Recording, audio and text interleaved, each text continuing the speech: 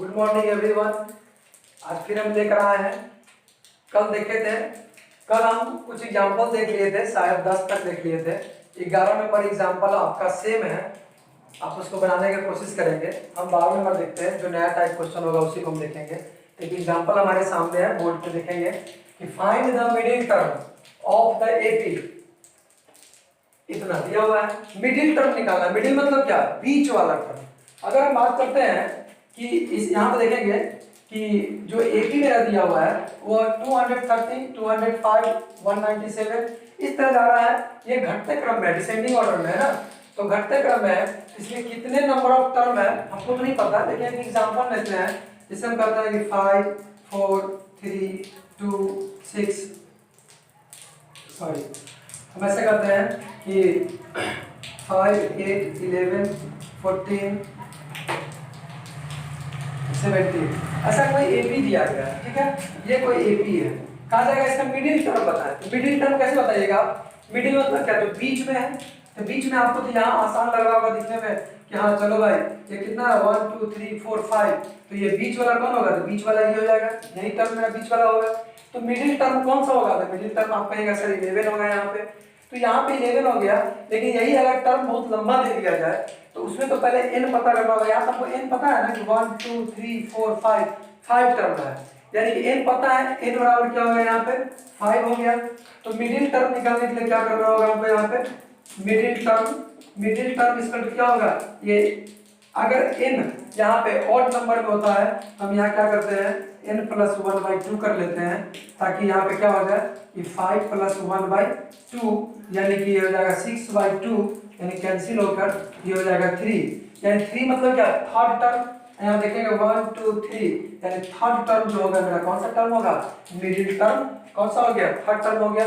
तो इसके लिए हमको n पता होना चाहिए। n पता होगा तब ना हम n + 1/2 करेंगे। अगर n बराबर ऑड हो तो n + 1/2 करते हैं। हम कहेंगे when n is even, n क्या हो? इवन हो, तो मेरा मिडिल टर्म यानी m की मिडिल टर्म है, शॉर्ट में लिख दिए। मिडिल टर्म मेरा क्या हो जाएगा? सिर्फ n/2 हम कर देंगे, ठीक है। तो ये आपको ध्यान देना चाहिए यहाँ पे। सॉरी, जब मिडिल टर्म हो तब तो वहां पे हम कैसे करना होगा कि n/2 + 1 ऐसे करके हम यहाँ पे बना सकते हैं। देखेंगे यहाँ पे, इसको मिटाते हैं। यहाँ देखेंगे फाइंड द मिडिल टर्म। तो मिडिल टर्म के लिए हमको n चाहिए, n हमको पता नहीं है। हम इसका सॉल्यूशन देखते हैं। पहले हमको n निकालना होगा, तो हम यहाँ कहेंगे कि गिवन AP क्या है?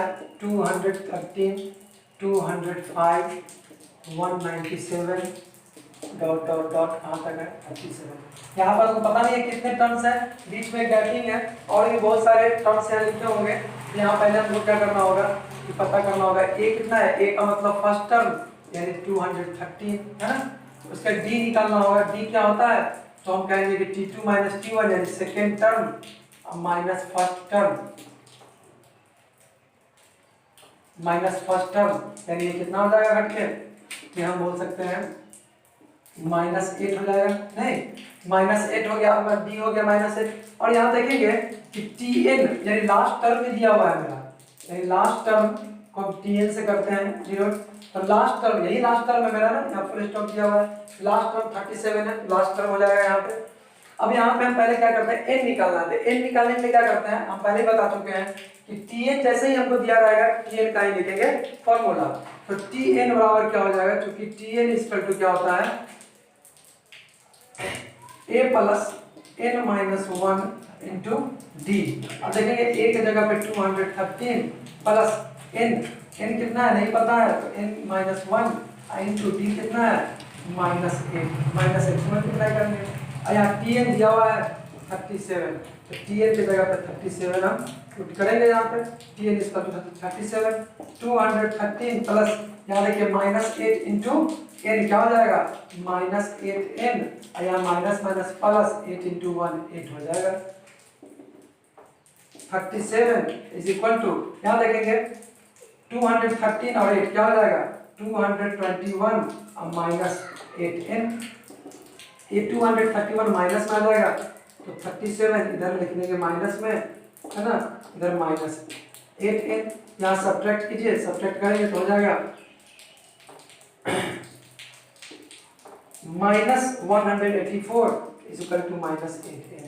माइनस से माइनस क्या हो जाएगा, कैंसिल, इसलिए यहाँ लिख सकते हैं n इज इक्वल टू 148/8, और 8 से कट जाएगा, 8 2 जा 16 और 8 3 जा 24, यानी n इज इक्वल टू क्या आ गया 23, यानी n इज इक्वल टू 23। इसका मतलब इसमें कितने टर्म्स हैं, इस एपी में टर्म्स कितने हैं, 23 टर्म्स हैं। तो टोटल 23 टर्म्स हैं, तो मिडिल टर्म कौन होगा, तो मिडिल टर्म निकालने के लिए भी बताए थे कि n+1/2 करेंगे, है ना, मिडिल टर्म निकालने के लिए। तो यहाँ पे हम देखते हैं कि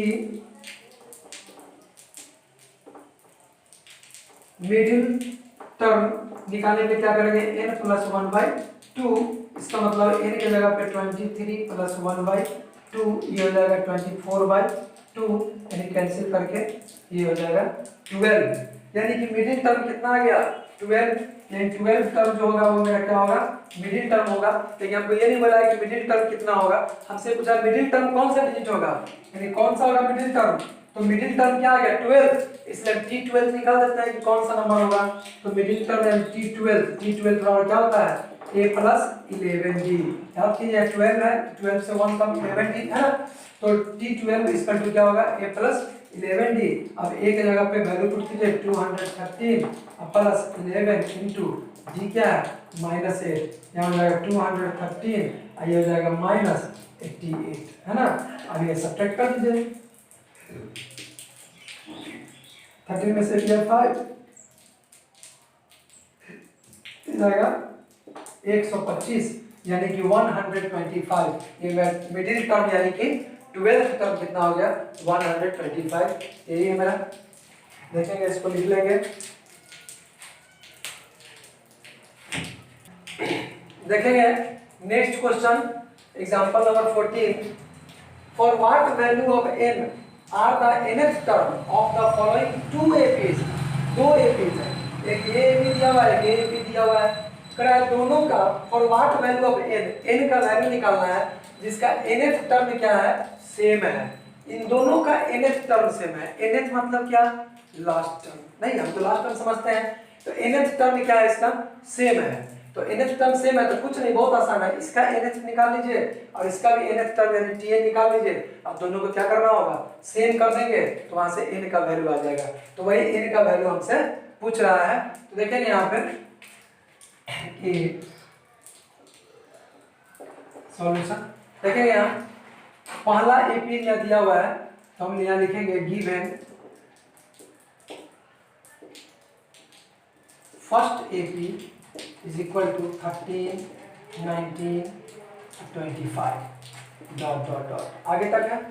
देखिए यहाँ पे हम फर्स्ट एपी है इसलिए हम यहाँ पे a1 मान लेते हैं, है ना, तो a1 इसका टू क्या हो जाएगा 13 और d1 इसका टू क्या हो जाएगा 19 - 13 यानी कि 6 है। अब नंबर ऑफ टर्म तो हमको है नहीं पता, नंबर ऑफ टर्म तो पता नहीं, यहाँ पे कर लेंगे let number of term be n, हमने मान लिया नंबर ऑफ टर्म क्या है तो n है। अब हम बात करते हैं यहाँ से tn निकालते हैं, tn इसका टू क्या होगा a प्लस, यहाँ लिखेंगे a1 plus n - 1 into d, है ना। तो अब देखिए a1 कितना है 13 प्लस n - 1 इंटू d कितना है 6, यानी हो जाएगा 13 प्लस यहाँ 6n और -6 मल्टीप्लाई करने पर ये हो जाएगा आपका 13 में से 6 जाएगा तो 7 प्लस 6n, यही मेरा आया क्या tn का वैल्यू, है ना। यानी कि इसका फर्स्ट एपी का मेरा लास्ट टर्म क्या आएगा यही आएगा। अब हम बात करते हैं दूसरा एपी का, सेकेंड एपी, है ना। तो हम बात करते हैं second AP is equal to कितना है 69 68 67 डॉट डॉट डॉट।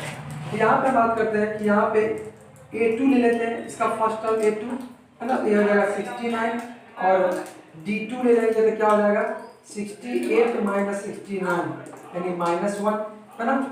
और n दोनों के लिए बराबर ही होगा क्योंकि यहाँ क्या करा है कि n का वैल्यू दोनों में सेम है, दोनों का nth टर्म जो है सेम है, इसलिए n दोनों के लिए n ही रहेगा, n1 n2 नहीं करना है।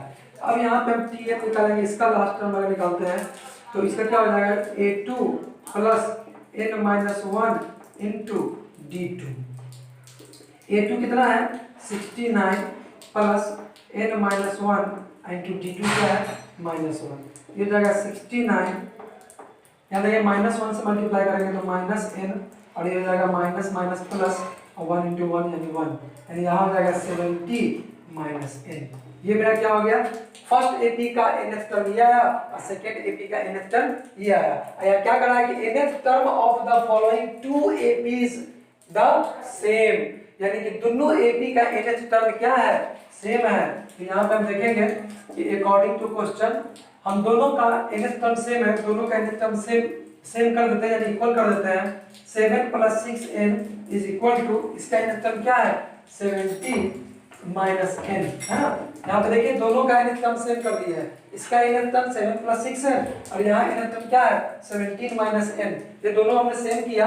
अब यहाँ से हम n का वैल्यू आसानी से निकाल सकते हैं। देखिए 6n, ये n वाला इधर रखें, इस n को इधर ले आते हैं तो plus n is equal to, यहाँ पहले से 70 है अब माइनस ये 7 इधर आ जाएगा तो माइनस में आ जाएगा क्योंकि प्लस में है, ये हो जाएगा 7n, ये घट के कितना हो जाएगा 63, n इक्वल टू क्या हो जाएगा 63/7, 7 9 जा, n इक्वल टू क्या हो गया 9 आ गया, है ना।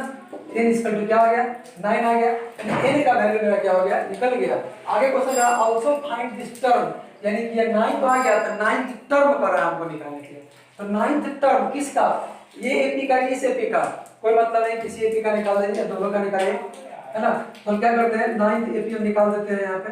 तो tn बराबर क्या होगा, तो हम कहेंगे a प्लस 11d, tn इसका क्या होगा a प्लस 11d, 11d देखेंगे यहाँ पे 11d करना है तो यहाँ देखेंगे tn का वैल्यू मेरा क्या आ गया है 7 प्लस 6 है, इससे भी हम बना सकते हैं, अगर इसको हटाइए इससे भी बन जाएगा, लेकिन डायरेक्ट हम करते हैं tn का वैल्यू मेरा पता है क्या 7 प्लस 6n, ये भी तो पता है tn इक्वल टू ये या tn इक्वल टू ये, दोनों में से कोई भी आप ले सकते हैं, कोई दिक्कत नहीं है। n का वैल्यू से डाल देना है, देखिए यहाँ 7 प्लस 6 इंटू n की जगह पे क्या है 9, यहाँ जाएगा 7 प्लस यहाँ जाएगा 9 6 जा 54, ये जो कि क्या हो जाएगा 61, यानी nth टर्म क्या हो गया 61। इस पर जगह रखते देखें tn बराबर 70 माइनस n था, यहाँ पे 70 माइनस n की जगह पे क्या लिखते 9, 70 माइनस 9 लिखते हैं, यहाँ भी 61 ही आता। या आप ये equal to a plus 11 a plus 8d भी करते तो वो भी मेरा बन जाता है ना। अगर हम यहाँ थोड़ा सा बता देते हैं, ऐसे यहाँ पे गौर नहीं कीजिएगा, ऐसे tn equal to a plus यहाँ t9 निकालना था ना t9, तो t9 इक्वल टू क्या होता है a प्लस 8d होता है। तो यहाँ पे क्या करेंगे a कितना है मेरा 13 प्लस 8 इंटू d कितना है 6, यहाँ भी कीजिए 13 प्लस हो जाएगा 48 जोड़ेंगे 61 जाएगा, है ना। तो किसी भी तरह आप निकालेंगे, इस tn को निकालिए या इस tn को निकालिए या t9 डायरेक्ट निकाल दीजिए, इस AP के लिए निकालिए या इस AP के लिए निकालिए, हर जगह से वैल्यू सेम ही आएगा, इसको लिखने की जरूरत नहीं है, आप यहाँ से भी लिखा सकते हैं, कहीं से भी देख लीजिए आप, है ना। ये क्वेश्चन मेरा पूरा हुआ। नेक्स्ट देखते हैं,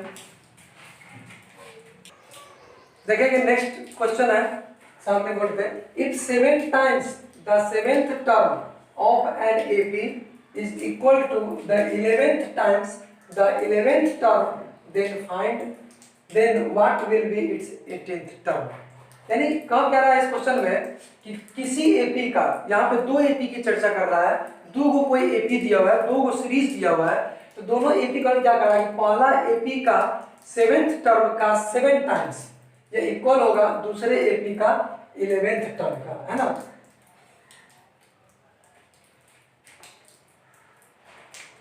देखेंगे यहाँ हम यहाँ बात करते हैं कि यहाँ दिया हुआ क्या है, डायरेक्ट हम बात करते हैं कि यहाँ मानना होगा late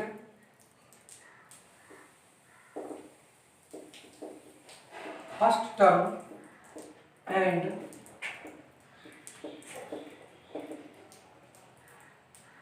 common difference be a and D respectively। यहाँ देखिए क्या दिया हुआ है, बहुत आसान है। यहाँ पे कॉल करेंगे 7 times the seventh term of an AP. देखिए यहाँ 7 times the seventh term, 7 times मतलब 7 इंटू 7th टर्म मतलब T7 है ना। 7 times the seventh term, 7 times the seventh term of an AP is equal to मतलब क्या, is equal to 11 times the 11th term. 11 times मतलब 11 times the 11th term. Question यही दिया है, बस इसी को सॉल्व करना है। देखेंगे यहाँ 7, आइए इसको क्या लिख सकते हैं, a प्लस 6d लिख सकते हैं इज इक्वल टू 11 इंटू इसको क्या लिख सकते हैं, a प्लस 10d लिख सकते हैं। अब यहाँ देखेंगे 7, इसको 7a प्लस ये हो जाएगा 42d इज इक्वल टू, यहाँ देखेंगे 11a प्लस 110d मल्टीप्लाई किया, 11 इंटू 11 है, 11 इंटू 10d 110d हो गया। अब देखेंगे यहाँ पे 7a, इधर a वाले किधर ले आते हैं, 11a माइनस में आ जाएगा, ये जाएगा 110d अब माइनस इधर क्या आ जाएगा 42d है ना। तो यहाँ आ जाएगा -4a, इधर हो जाएगा घटकर 8 6 है ना 60d। ठीक है, अब यहाँ पे क्या होगा